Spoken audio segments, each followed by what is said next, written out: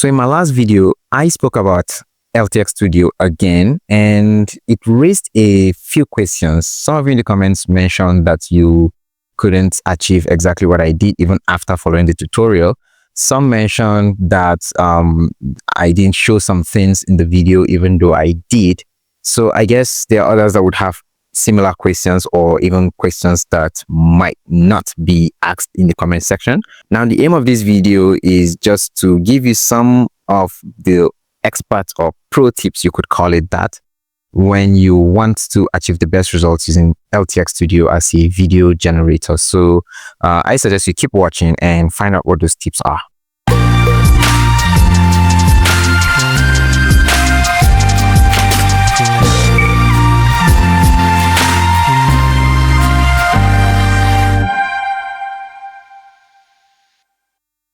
Tip number one is to always monitor your computing seconds usage.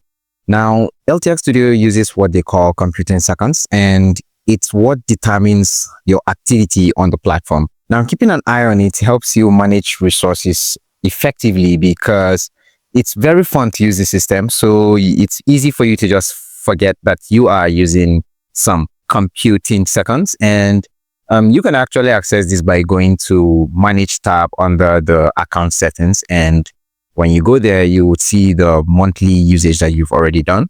If you are using a free account, it's already capped at 3,000 computing seconds monthly. So, but then if you are on a premium plan, you have the ability to do more, and there's also a customized plan that you can probably suggest to the company how much computing seconds you need. So this is for those of us that use the smaller plans. So I suggest you just keep an eye on that. Tip number two is to optimize character consistency.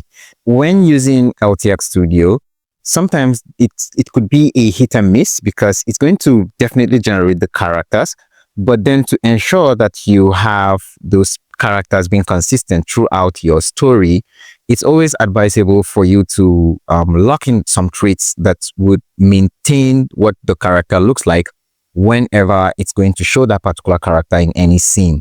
LTX Studio has provided something like that when you go to the character customization feature, which gives you the ability to just lock in some traits like I mentioned. Tip number three is to make use of detailed prompts in order to get the best out of that particular story. Now, if you watch the video I made about creating a story, I guess it was with a turtle or so, you would now notice that I had to re-prompt the system to add more details like the narration. And the longer the story, the more it gives the AI more details and context into the particular story you are trying to tell. And the more it generates even the characters based on how you want them to look.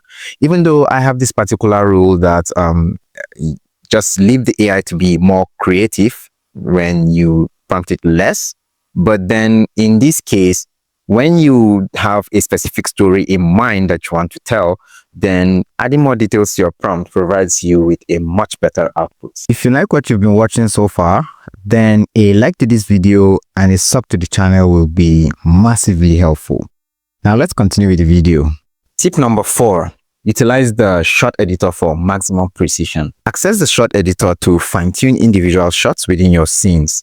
Now, this tool allows you to adjust elements like camera angles, timing, transitions, and this enhances overall quality of your project. But then, of course, this can only be done when you know precisely what you're going after and what you really want to achieve.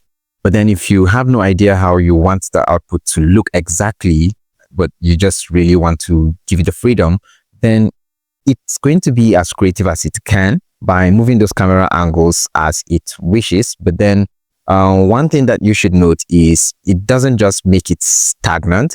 You can always go to the shot editor to edit parts that you don't feel comfortable with or parts that you feel should be better or should be different. So always utilize the shot editor before continuing with your project. Tip number five, utilize the color palettes. At least experiment with them. If in case you have a feeling that having warm tones in your story would make it look better and more enticing, then just play around with it. It's always good to know exactly what you want to achieve.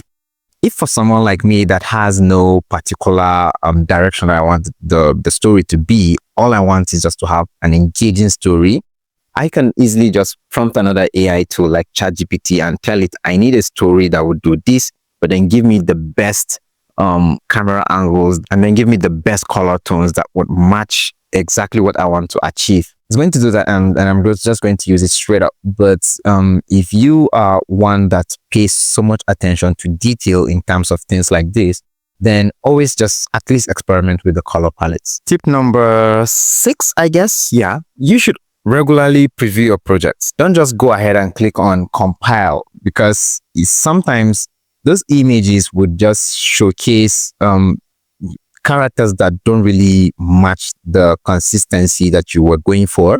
And when you click on compile, then it's going to completely just generate what you've given it access to generate.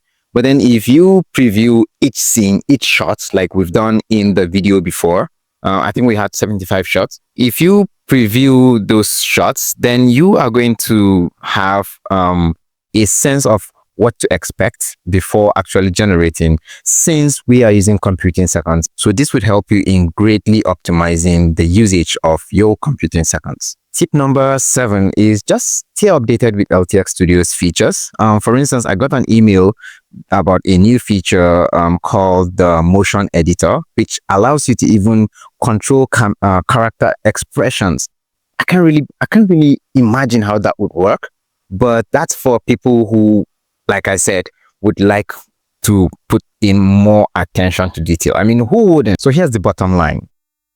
Always do your planning off LTX Studio, even if it means just having a notebook and planning how your story is going to look like before even going to LTX Studio.